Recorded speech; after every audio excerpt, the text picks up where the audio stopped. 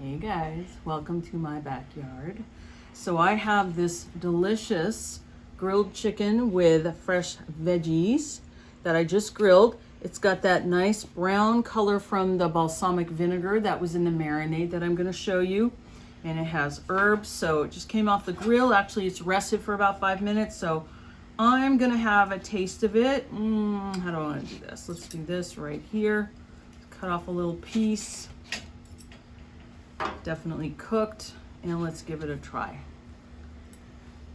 Nice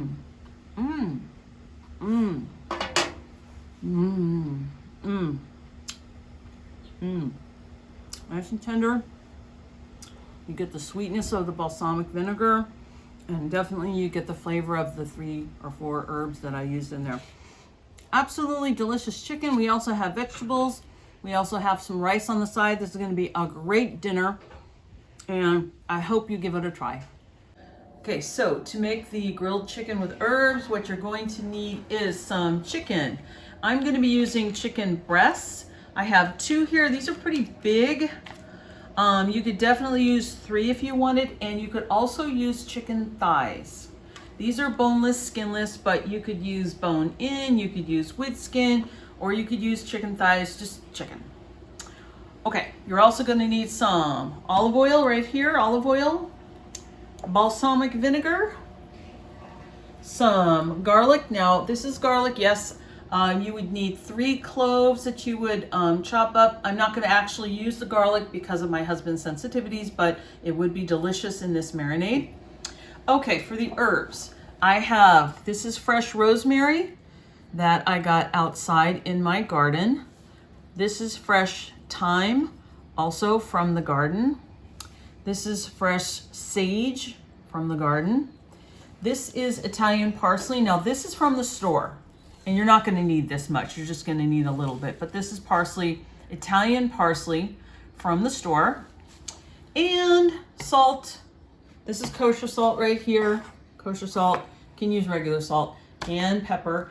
And as for machines, you will need, this is a small food processor, but you could completely do this in a blender as well. All right, and I'll show you how to prep everything and get that marinade made. Okay, so I'm going to show you how to get the stems, leaves off of the herbs. So this is the sage right here. So the sage has big leaves on a stem. So for this, I'm just going to pull off the best looking of the leaves. Just going to pluck them off just like that. I'll do some more, but that's how you do it. And this is the rosemary. Now rosemary looks like kind of pine tree branches. So for the rosemary, I'm not going to pick them off like that. That would take forever. So what I'm going to do is I'm going to hold it like this, and I'm going to pull them all the opposite direction. See what happens there? You could pull these guys off. I'll do it again with this one. I'm going to take it like this, okay, and I'm going to pull them all that direction. Just strip the branch or the stem, just like that, so I get rosemary that looks like this. Okay, I'm going to chop that up a little bit. And then for the thyme can be the trickiest because it's delicate. So I'm going to take this, I'm going to do the same thing as I did the rosemary, which is go backwards like that. You might get a little bit of the stem in there. That's not the end of the world. Just like that. And that's how you harvest those. The parsley, I just picked out the really hard stems and just left the soft stems behind. Okay, so I'm going to do a little bit of cutting and chopping on this stuff, and I'll show you what that looks like in a moment. Okay, so I have the food processor here.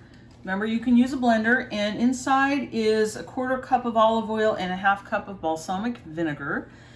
Now I have my herbs. Now what I've done is I've lightly chopped the herbs. You can look at them. That's the parsley, that's the thyme, rosemary, sage, okay?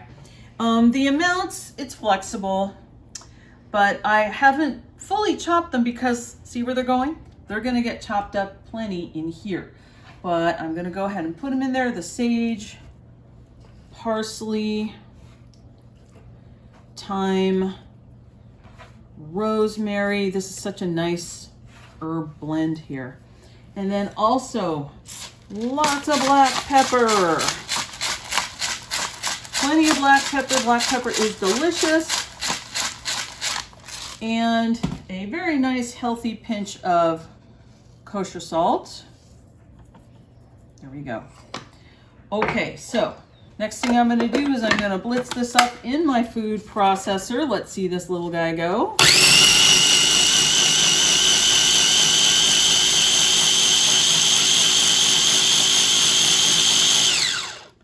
That's probably good enough. Take a look at your herbs, see if they look nice and broken down. Mine do. All right, now unplug. Very important, unplug. So I have the marinade now. Next thing I'm going to do is I'm going to work on the chicken, but this marinade is going to be delicious. And when you marinate the chicken, this is kind of cool. The minimum you should marinate the chicken is 2 hours, but you can leave the chicken in a bag in the fridge in the marinade for 2 days. Okay, 48 hours. So that's kind of nice, that flexibility. So next up is the chicken. Okay, so this are the 2 chicken breasts. And I was saying these are really big chicken breasts, skinless, boneless.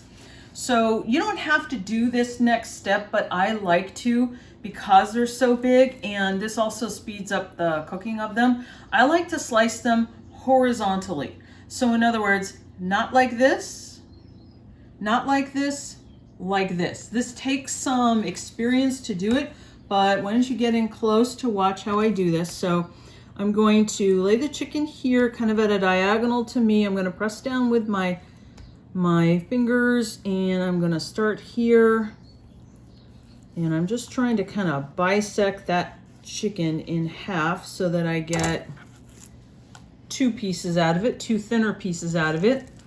We'll do this one too. Again, it does take practice to be able to do this and have 2 pieces of chicken that are roughly the same, but there you go. Okay, there you go. So now we had 2 pieces, now we have 4 smaller, kind of easier to grill pieces. You don't have to do this at all, and if you had chicken thighs, you don't need to do this whatsoever. This is just when the chicken breasts are really big, I like to do this to them, but totally don't have to. And I'll show you what's next. Okay, quick note, when you are done with the chicken, and the knife that you use to cut it, if you're cutting it, make sure you wash those very thoroughly, and your hands as well.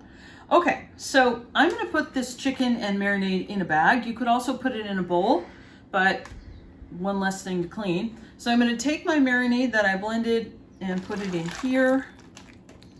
There it is. And then I'm gonna take the chicken, and in it goes right into the bag. Okay. And then what I'm gonna do is close the bag,